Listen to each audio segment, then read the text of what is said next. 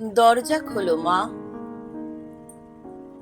নরম মাটির গন্ধে এরোপ্লেন নিঃশব্দে নেমে আসছে নিচুতে।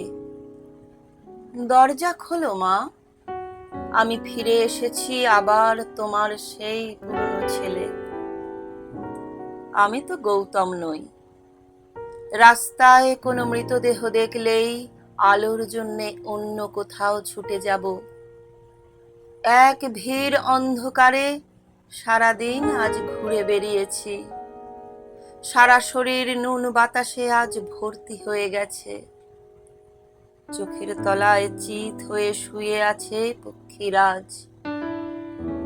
দরজা খোলো মা, আমি ফিরে এসেছি আবার তোমার সেই পুরনো ছেলে।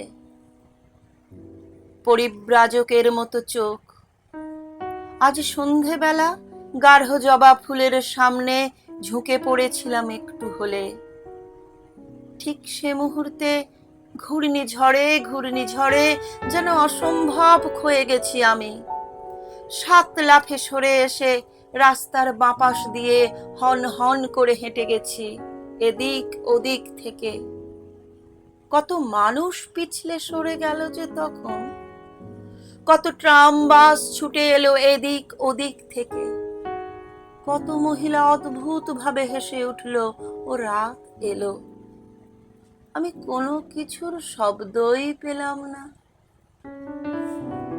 বছর বছর ধরে মিউজিয়ামের কাচের বোতলে যেন উবু হয়ে আমি বসেছিলাম।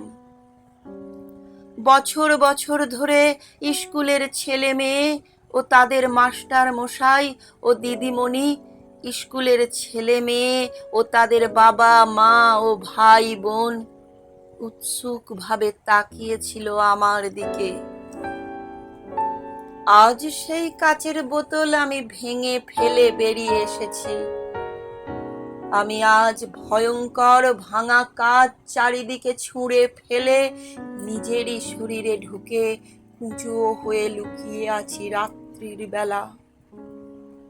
দরজা খোলো মা, আজ সারাদিন যতক্ষণ একা একা ঘুরে বেরিয়েছি, একজোড়া গম্ভীর লাল চোখ সারাক্ষণ আমার পেছন পেছন আমাকে তাড়া করে ফিরেছে।